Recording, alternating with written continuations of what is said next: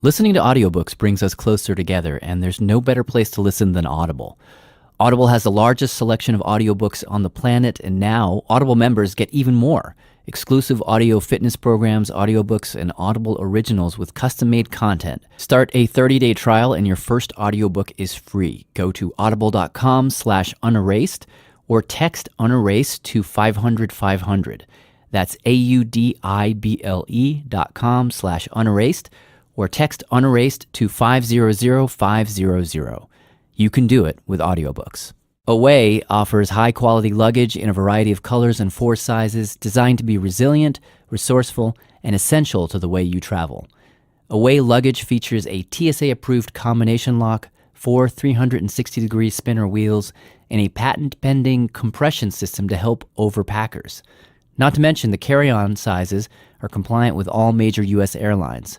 For $20 off a suitcase, visit awaytravel.com/unerased and use promo code unerased during checkout. This is Unerased, a podcast series about the hidden history of conversion therapy in America. I'm Jad Abumrad.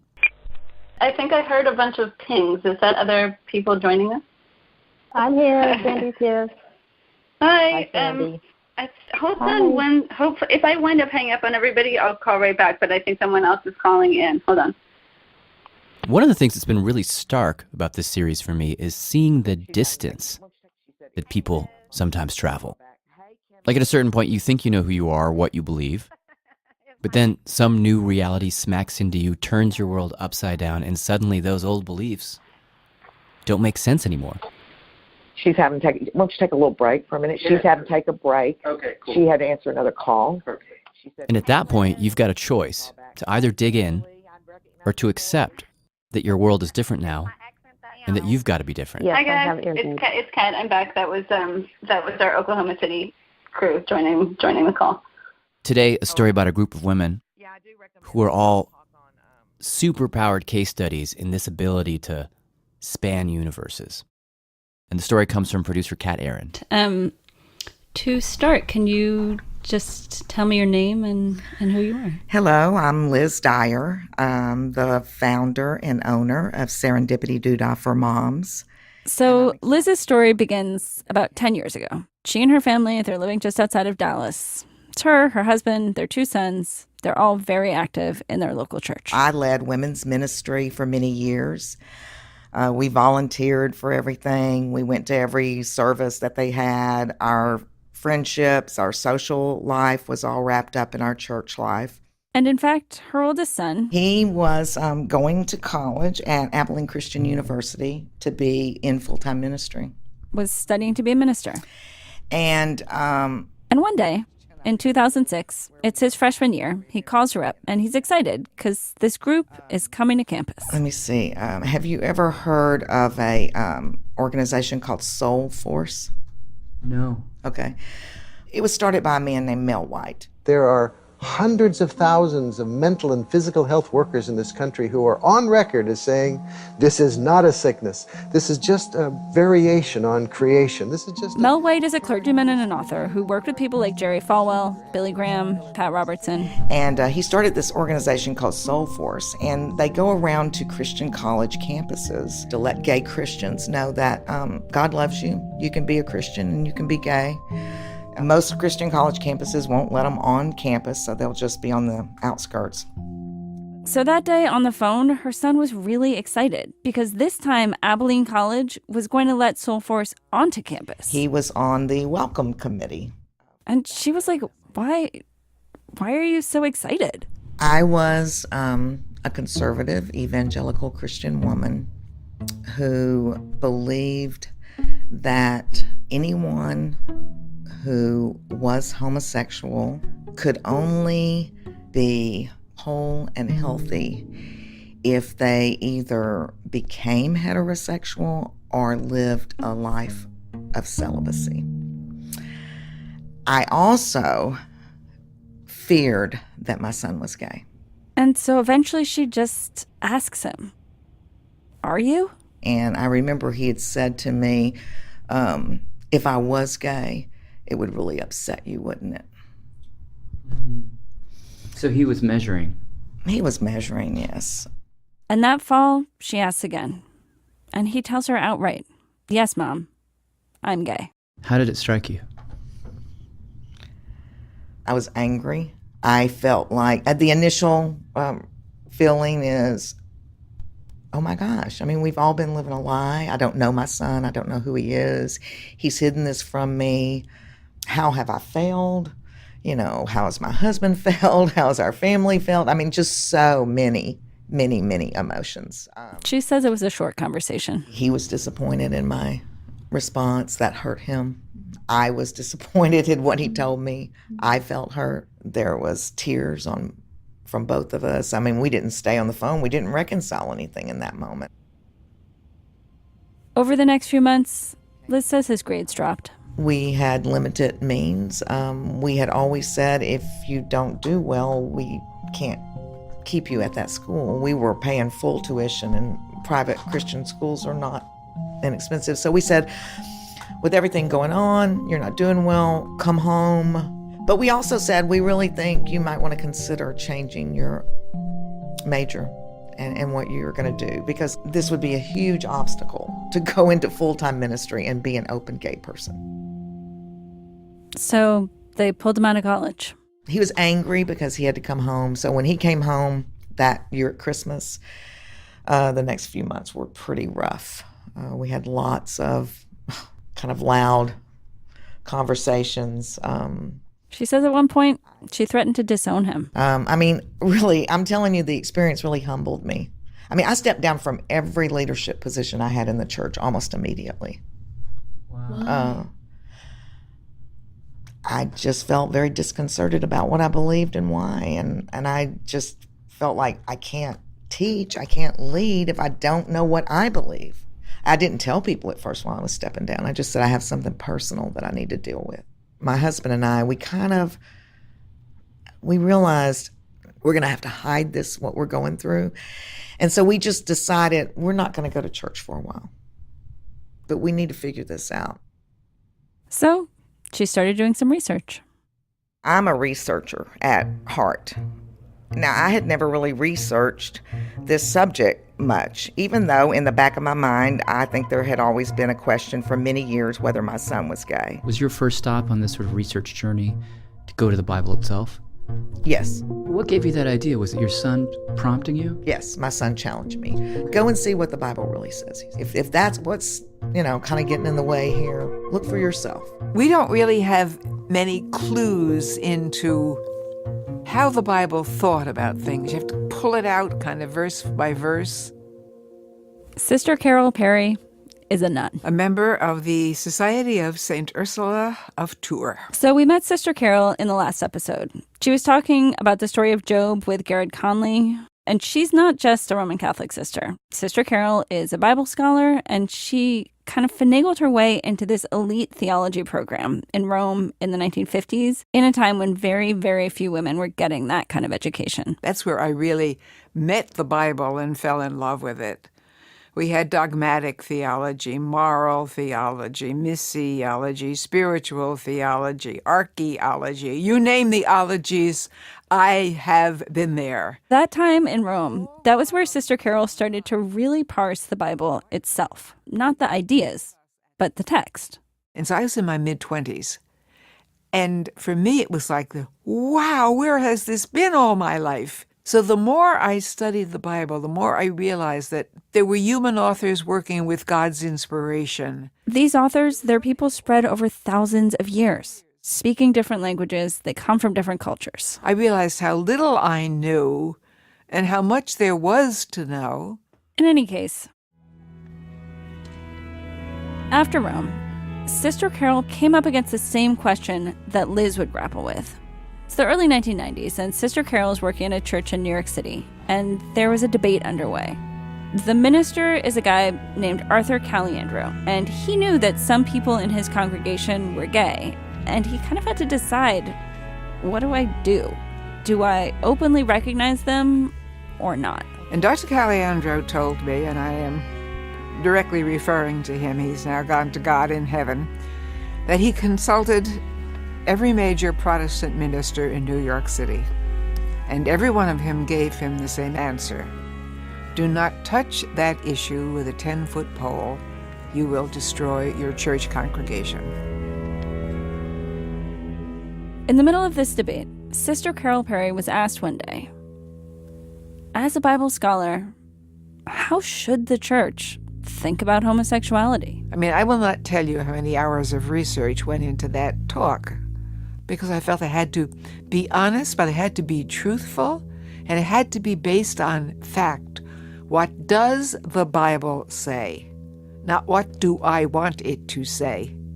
It's a profound issue. And so she, like Liz, went back to the text. ויפצר בם מאוד, ויסעו אליו, ויבואו אל ביתו. There's a famous saying that, reading the text of the Bible in a different language is like kissing your bride through the veil. That's Ozzy Schwartz. He's a cantor at the Park Avenue Synagogue, and he chanted the passages for us. The passages that both Carol Perry and Liz Dyer zoomed in on are the ones that sometimes get called the clobber passages. And they're called that because those verses are often used to clobber gay people over the head with their sins. There's about 7 of them spread across the different books of the Bible. And one of the first that Carol Perry went to... All right, well, the Sodom and Gomorrah story is in the book of Genesis. And it is the story of 2 strangers who come to town. The 2 angels came to Sodom in the evening. The strangers are actually angels sent by God. And Lot was sitting in the gate of Sodom. And Lot, who is a God man, invites them into his home. So Lot lives in Sodom, and the story goes, we never really understand why. But all the people in this town, the men of the city, the men of Sodom, both young and old, once they find out that Lot has these 2 house guests, they surround his house. And they call to Lot, "Where are the men who came to you tonight?" They come and practically knock down Lot's front door, and they say, "Give those men to us." Specifically, the language right there, it's been interpreted to mean, give those men to us, so that we can rape them. They wanted to have sex with those strangers.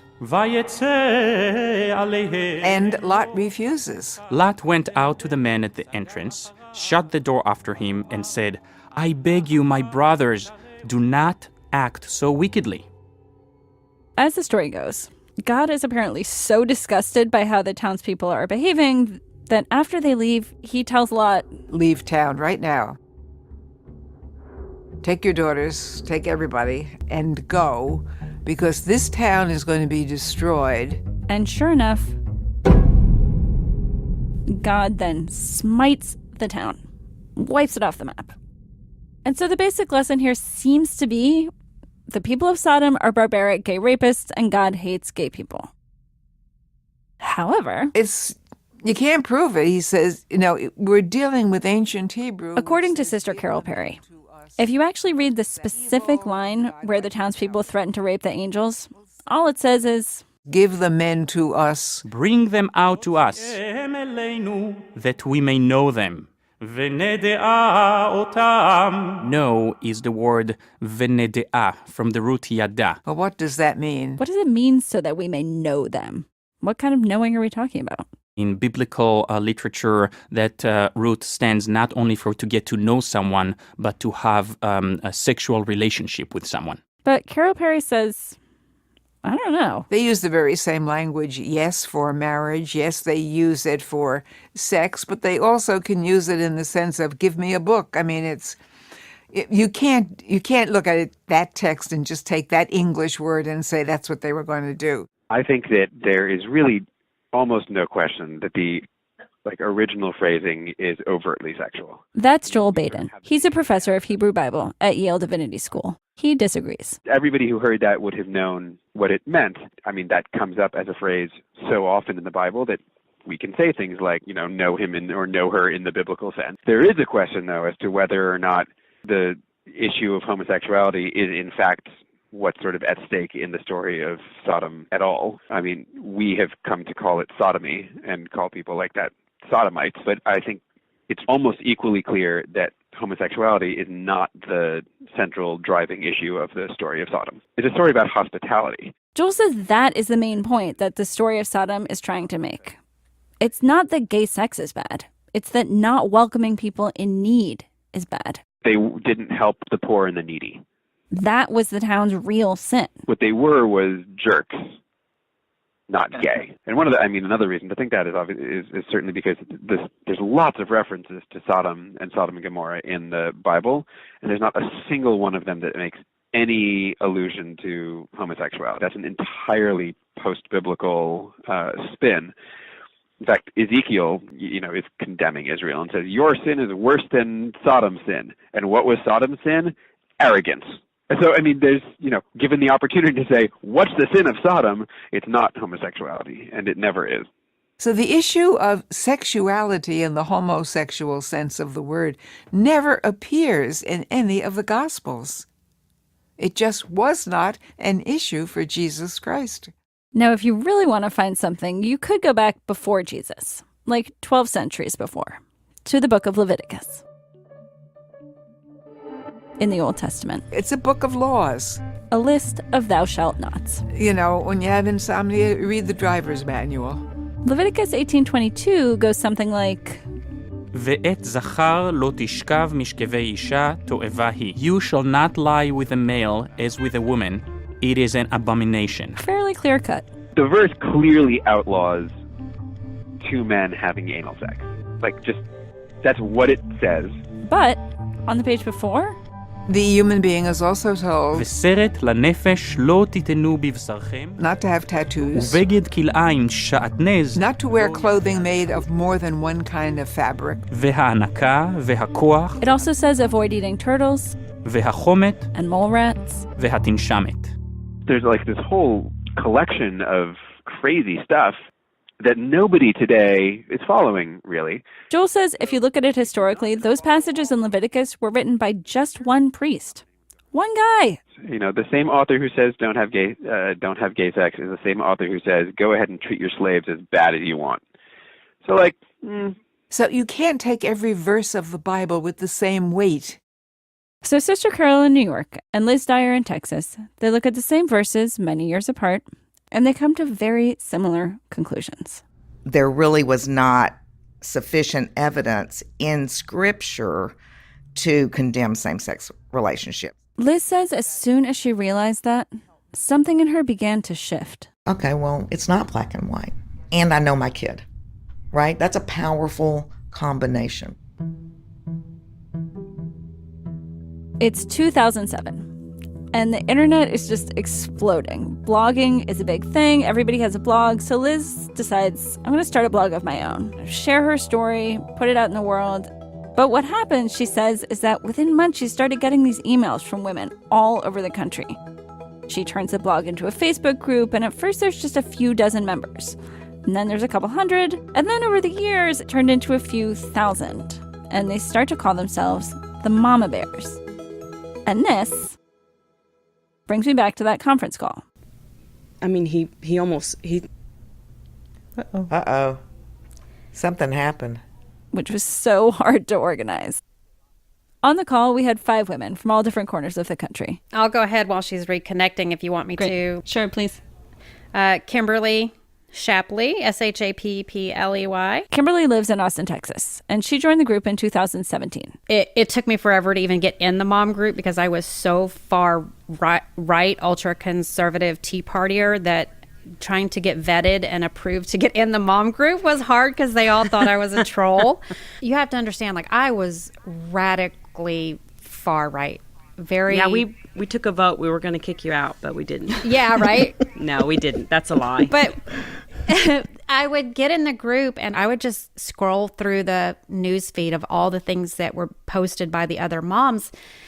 And it was so hard for me. Kim says she used to post screeds against liberals, against gays, against the ACLU. And like Liz, before joining the group, I was in ministry at Lakewood Church, Joel Osteen Ministries for many years. I led mom ministry and Bible study and prayer team ministries. But then her world changed when her 2-year-old toddler, a 2-year-old she thought was a son, started wanting to only wear girls' clothes. only play with baby dolls. And conversion therapy didn't work on a toddler. By 3.5, Kai was saying, I am a girl. And it just so happened that year, this action is about a great deal more than bathrooms.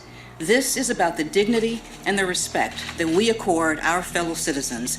The Obama administration put out new guidelines on bathrooms for transgender students, which, as we all know, we will mobilize and strategize to prepare for a national movement for decency. Caused a backlash. This is not a Republican or a Democrat thing. This is not a Christian or an atheist thing. This is a family protection thing. This is Brad Dubose of a church called the Central Assembly of God in Angleton, Texas, just south of where Kim and Kai were living. We must protect our sons and our daughters from the militant homosexual agenda. We want to tell them loudly, but lovingly, but very plainly, you cannot have our children. And we will fight to protect them with everything that is in our hearts. The state of Texas filed suit against the administration, insisting, as they would put it, that men's bathrooms are for men, males assigned male at birth, that is, and female bathrooms are for women. And Texas Lieutenant Governor Dan Patrick said, you know what? If the Obama administration won't give us any more money unless we change the bathrooms. Well, in Texas, he can keep his 30 pieces of silver. We will not yield to blackmail from the President of the United States. So Kimberly addressed her local school board. I would love to bring my child to your house. I would love for you to come to my house. I would like for you to see my child. And if you still think that my daughter doesn't need to use the girls' restroom, I at least will know that you've met her. And that... The mother of a transgender student was here asking board members to consider changing that policy. Turned into a local news story. And as that story spread, Kimberly says, one by one, my mother doesn't speak to me. I've lost my siblings. I've lost my aunts, uncles, cousins, my best friends. She basically lost everyone. The media, especially, Facebook and Twitter, they were horrible to us, the things that they were saying. And I let the moms know, wow, I don't know how to handle this. I've never been attacked like this before. And literally the moms activated, and they just jumped in and they were defending us, and they were very active in shutting it down. And it was really nice for me, having just lost all of my family, my church, my friends. It's really nice when you have this huge group of women who you've never even met before, but they have the same heart. And they just get in and they defend you, and they stand in the gap for you. And they get in there and they get messy, and they stay up all night online just to make sure that you're okay. I made a comment on there that, that my sisters had disowned me, and I literally had no family left. And moms in the group actually went onto my Facebook page and listed me as their sister. That may not seem important to just anybody, but in my shoes, it was a really big deal. A really big deal. We need a safe word. Seriously. Shit, son of a bitch.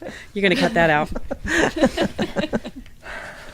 Sorry. We may love Jesus, but we cuss a little. Yeah, sorry. Okay. Exactly. Sarah, can you tell me a little bit about yourself and your situation? Okay. We live in Oklahoma City, born and raised, and we have 2 children, our youngest of which is gay. When he turned 21, he said, Mom, I met someone, and I really need you to be okay about it. And that was a turning point. We thought we were the only family with a gay kid in Oklahoma. I didn't know where to look for resources. I do remember searching the matter out online. She says she considered conversion therapy for a second, but then she found the Mama Bears. And there were 250 moms in it at that time. And what shocked me the most is that we all had the same story. I remember one of the first days in that group, a mom came on and she said, I just heard the words, Mom, I'm gay, and I don't even know how to breathe. I don't even know how to pray anymore. And all the moms rushed to that thread and said, then you don't. You let us breathe and you let us pray for you.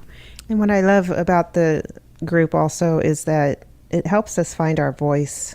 Mm-hmm. And Sandy, can you introduce yourself a little bit?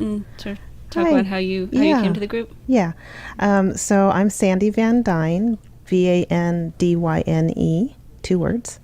And from California, we lived until recently in a very conservative part of California in the high desert. Sandy has 3 daughters, all raised in Christian schools, and the youngest one came out to her when she was a teenager. I went through different things online. I felt very, very alone. And then when I found the moms, it was like, I'm sorry.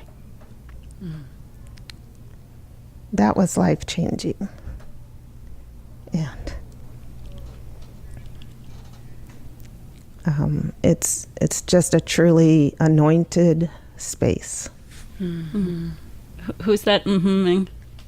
We're all saying amen. I yes. said amen. It occurred to me on that call that what I was participating in was something like a phone congregation. These women, who are scattered all across the country, most of them have lost their church. And this was them remaking that church. I just experienced God and the power of the Holy Spirit, and to a much greater degree than I even thought possible. All of them told me some version of this, that this is the place where they feel most religious because of how much they have changed in this process. I remember the first time I saw the leather community on a float going down Pride. 3 years ago, that would have offended me. There was a time where I thought, well, I'll go and have a prayer circle on 39th Street and see if I can change, save these people. And I stood at the Pride Parade and I about fell to my knees with a brick in my throat because I realized the audacity of that prayer. And it just makes me tremble when I think about where I was. And I mean, there's a mom out there like me then who needs a mom like me now.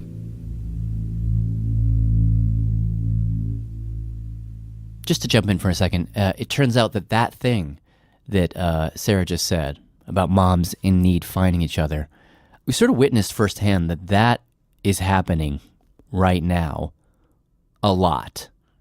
Like a lot. And your phone is right next to me as you're going, and messages keep popping up. There's so many messages. Oh my I know, it's constant. God. It's constant.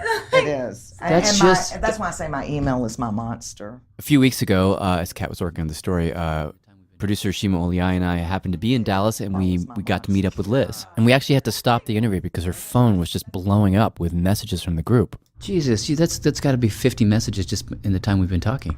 It's a lot. It is a lot. And These days, the group is up to roughly 3,700 members. Last week, I think we added 83 moms to the group. So we're adding hundreds of moms per month right now. Wow, 83 just last week. Yeah.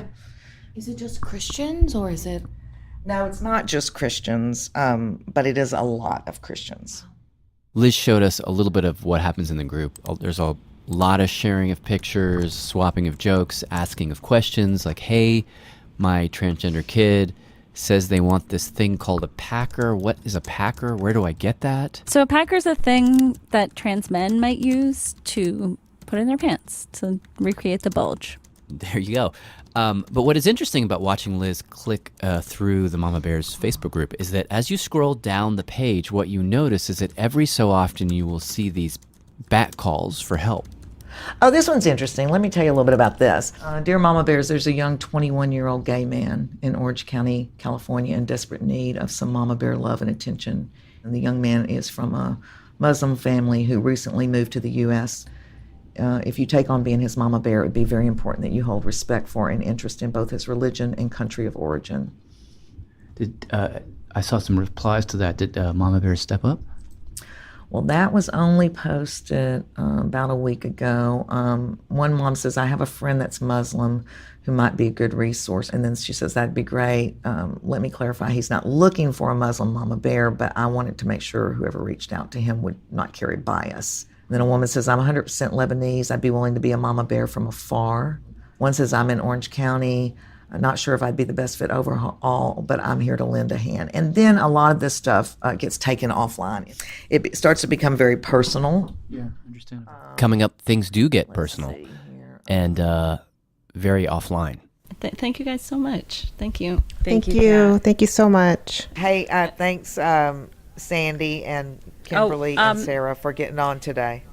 Okay, can everyone take a welcome. selfie of like where they're at with the sound guy? And did we talk about that? Everyone take a selfie or have a picture, and Liz, you could post it in the group or something on that thread. That'll be fun. Great idea, Sarah. We will do that, and Kat will send me a picture of her too, and we'll put them all out there. Yes. Perfect. All right. I love you, girls. Thanks, everybody. We'll see you Love soon. you. Thank you so much. Thanks. Bye-bye. Bye. Bye. Bye.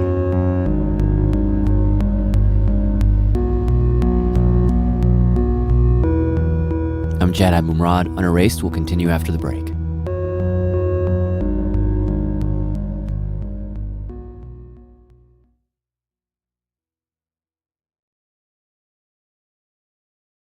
Simple Contacts is the most convenient way to renew your contact lens prescription and reorder your brand of contacts from anywhere in minutes.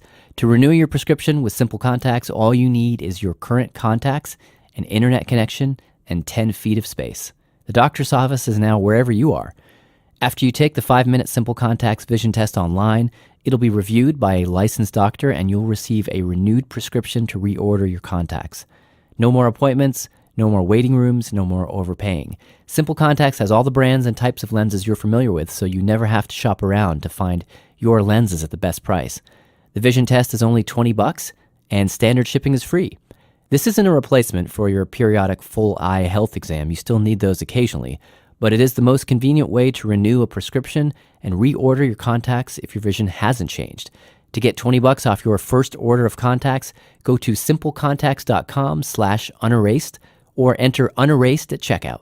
That's simplecontacts/unerased or enter unerased at checkout for $20 off your first order.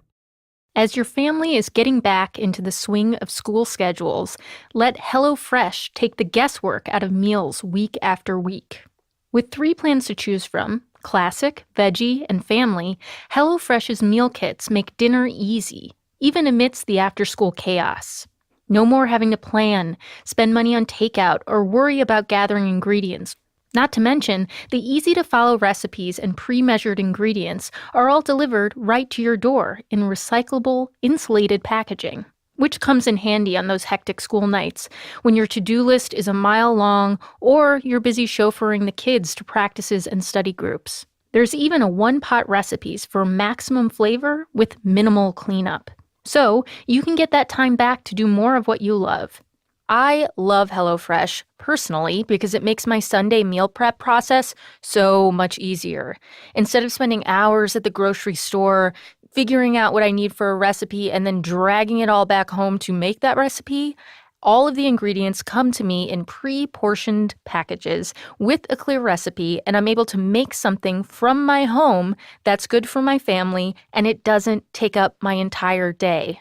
For a total of $60 off, that's $20 off your first 3 boxes. Visit HelloFresh.com/unerased60 and enter code unerased60. It's like receiving 6 meals free when you go to HelloFresh.com/unerased60 and enter code unerased60. If you enjoyed this show, check out Believed, a new podcast about the women who brought down Dr. Larry Nassar. He abused hundreds of women and girls for more than 20 years.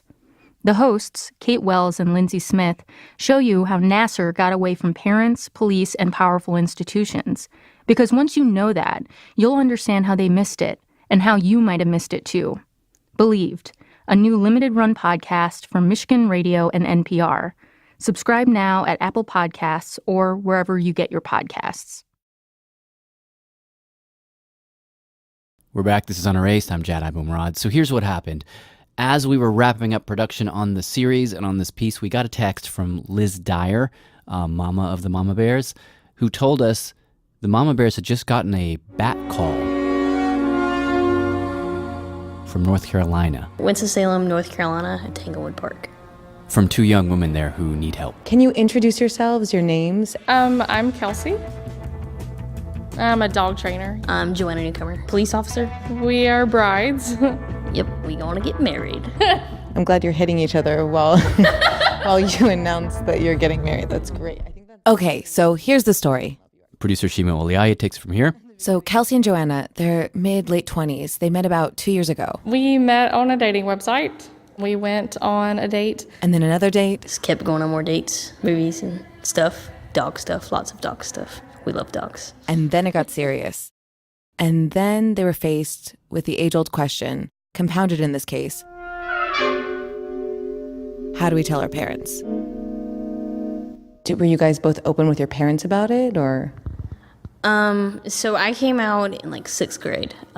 So that was 6th grade. In high school, I came out to my parents. So Joanna told me when she told her parents about Kelsey, they weren't thrilled, but they weren't surprised. Kelsey, on the other hand, hadn't told her parents she was gay. Her way of announcing the relationship was to post a photo of her and Joanna on our Facebook page. And when she did... My mom didn't speak to me for several months, and everybody else just kind of ignored it and didn't say anything. And they all said that the reason they couldn't support me was because it was against their faith. And so she found herself in a situation where she was getting married, and no one from her family would come, including her mom. What about your dad? I don't know my dad. Oh, wow. So my mom was the only person that I really had, so. For not to have your mom come to your wedding is a really big deal to me because I wanted that support. And that's when I accidentally stumbled upon the video. I didn't look for it. I didn't go on Google and research it or anything. I just found it. Kelsey said she was scrolling on Facebook one day, saw this video and clicked on it. It was actually from Sarah, the mama bear we heard from before. The video basically said, hey, if you're LGBTQ and your parents don't support you and you want to get married and you have no one to walk you down the aisle, we'll fly in and walk you down that aisle. And I messaged them. Message goes to Liz. Liz is in Texas. And Liz, she sends an APB to all the mama bears of the greater North Carolina area. So I guess there's just people in different areas that help you. So I immediately wrote back and said, yes, I'll do this. This is my stomping ground. Yeah. And then shortly after, she's like, okay, so there's 2 moms. Well, first of all, what are your names and what are you called? I'm Tina Rumley, and I'm a mama bear. I'm Carol Hiller, and I'm a mama bear. Both Tina and Carol live in the area, so they answer the bat call. They're both new mama bears, and I also learned that both of them had their lives turned upside down in the past year. Breaks my heart. It makes me sad, so I transfer that into a positive. Tina, you shared a little bit with me about your story. You've worked as a missionary. Can you just describe what your life was like before your son came out? Yeah, well, in 2009, actually, we went on the mission field, and where was it? In Belize. She and her husband had been working as missionaries there, and about a year into their stay, she gets the "Mom, I'm gay" call from her oldest son who was attending school in the U.S. Yeah, he told me over the phone, and I was very surprised. I never saw it coming. I walked around the house crying quite a bit when he first came out. And I really hate to say that now. I mean, there's all these moms that are just automatically on board. And man, I just so respect those moms and admire those moms, but that wasn't my journey. She says it took her a long, long time. It was years to be able to get to the point where I could accept his partner or to say he's gay. But these days, all of us are affirming except for his dad. His dad is no longer really in the picture. Wow. And then when did you and your husband separate? March of this year. She says basically her husband chose the church and she chose her son. I knew that none of the partners that partnered with us before were going to partner with us after if I were a part of it. And so I bowed out. So now I'm currently separated and job hunting. Yeah, so. I know you have a group of 5 kids, right? Yeah, 5 kids, and none of them are married yet. So this is literally my first time being a mom at a wedding. So. What kind of things have you guys been talking with her or with each other about this week in preparation for the wedding? Well, we talked a lot about faith. We talked about little things like, well, have you thought about this? Something old, something new, something borrowed, something blue. We were talking about stuff like that. Just things that any bride is thinking of right there before a wedding. So on the day of, wait, so what's going on right now? Coming. Kelsey's outside. She doesn't know where to go. The mama bears took it as their job to make sure Kelsey was everywhere she needed to be. I told her to tell us where she is because Mama's coming. And to deal with the pictures. Do I need to flash y'all so you smile? Mom! And to continually remind her, too, to just breathe. 1.5. 2, 3. Hold it. I've been talking to Tina Carroll maybe every day since I met them. Those two ladies have kind of kept me together. Who made the cake? Cake! I made the cake! They check in on the cake. The cake is a rich red velvet colored with sunflowers that are real on the cake. Carol and Tina got the topper. Be okay too. Yeah, I was barefoot. The ceremony takes place in a big red refurbished barn. As guests arrive and take their seats, Tina and Carol are busy running around and stashing purses. It's up there. Do you have anything that needs to go back there that you don't want to carry? Do you want me to carry it back? I'll just carry it back up there. Thank you. And help out with last-minute seating arrangements. And I'm a really... And we have a latecomer. Hurry, hurry, hurry. Oh, yeah. And then...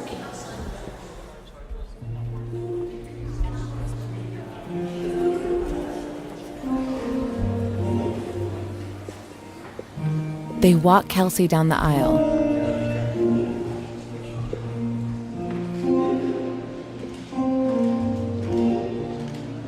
It's not an effort for me, and I don't know why. I hate to say it's just because I've walked that path. Having a child that's LGBTQ, and it's hard to put into words, but it's just unconditional. When I asked Tina, what does being here, what does it do for you? You know what I mean? Like, it's doing something. She told me that it's about not being quiet. She said for so many years, I had to be quiet. I wasn't really allowed to speak up and be bold and do what I'm doing right now. Why? Because he wasn't affirming his dad. And so my son and I and our family, we chose to protect his dad. And in hopes, really, that his dad would come around.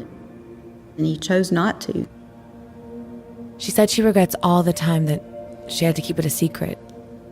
And so, being here for Kelsey... it's an opportunity. I think it's like saying I love you to my son. We gather here today to raise family and friends. Join Joanna and Kelsey and celebrate the coming of love of these two women. I promise to love you without condition, to honor you each and every day, to laugh with you when you're happy, to support you when you're sad. While they're doing the vows, Tina and Carol sit watching from the front of the ceremony. By virtue and authority of destiny, North Carolina, I now pronounce you married. Consider.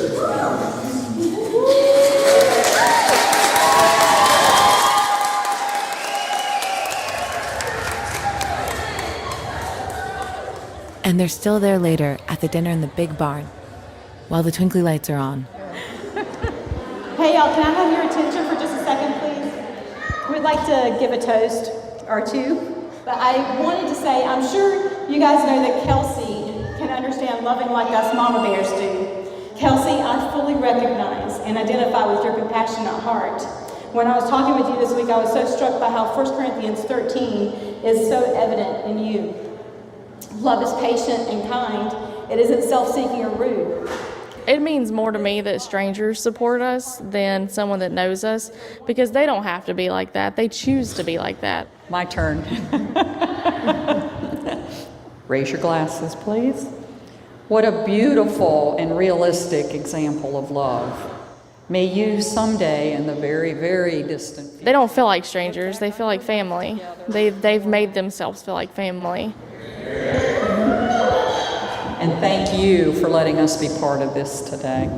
May your love for one another, those around you, see that love is love is love is love is love. And through you know that love has no limit and no gender.